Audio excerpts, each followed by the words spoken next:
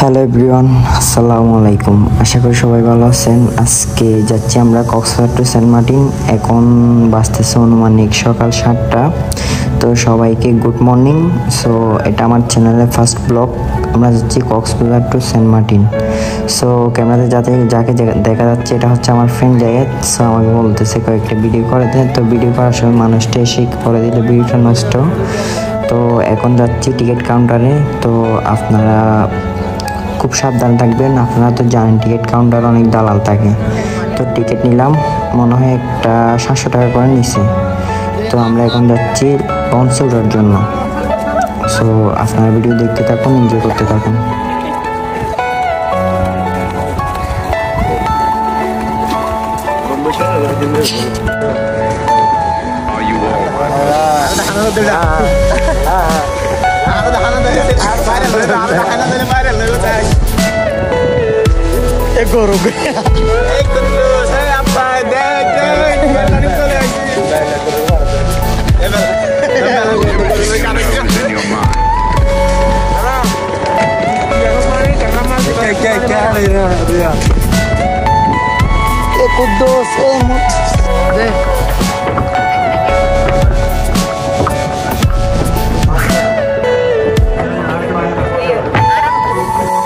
So আমরা অবশেষে লঞ্চে উঠে পড়লাম।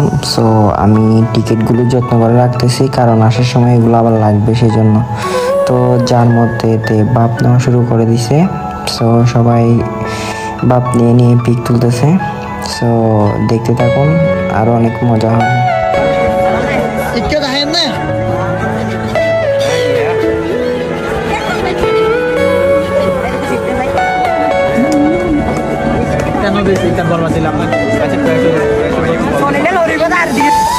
তো লঞ্চ ছাড়তে আরও 40 মিনিট নাকি বাকি আছে। সো দেখেন ওরা কত রোমান্টিক বেশি। সো আমরা ওদের দেখে অনেক ভালো লাগলো। সো দেখেন কত সুন্দর করে ভিডিও করতেছে বেশি। তো সো যে টাওয়ারটা দেখা যাচ্ছে এখানে হচ্ছে মিয়ানমার, আর আমরা যেখানে আছি এটা হচ্ছে বাংলাদেশ। সো বাংলাদেশ আর মিয়ানমারের মধ্যে পার্থক্যটা হচ্ছে এটাই।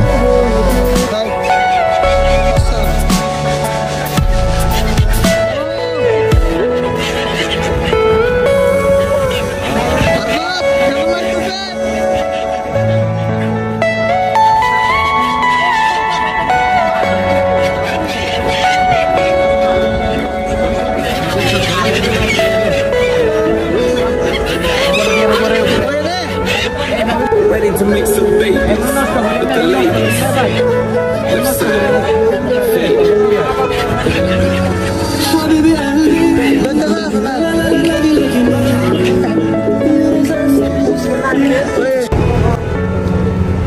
Puar bab. বাবু এদিকে তাকাও।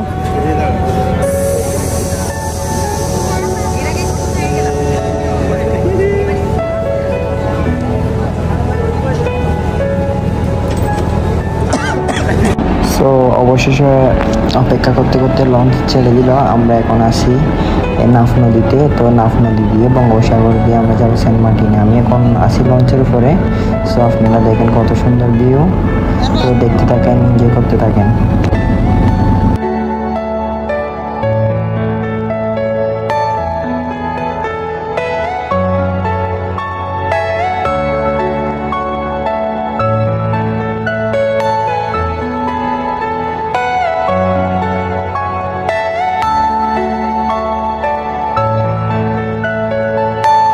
are you all my personal dreams?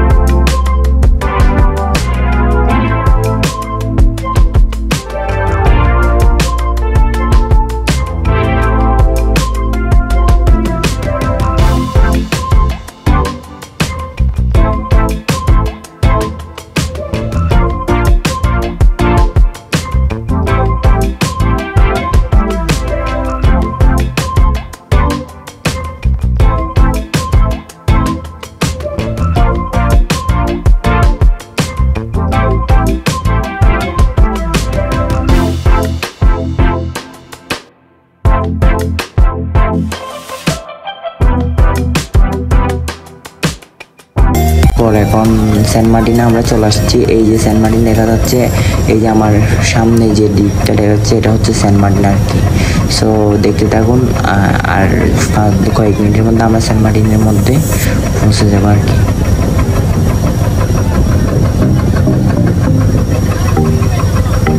Hello guys, অবশেষে আমরা 3 ঘন্টা লঞ্চে চড়ার পর আমরা এখন সেন্ট মার্টিনে চলে আসলাম। সো এটা হচ্ছে সেন্ট মার্টিন জেটি ঘাট। সো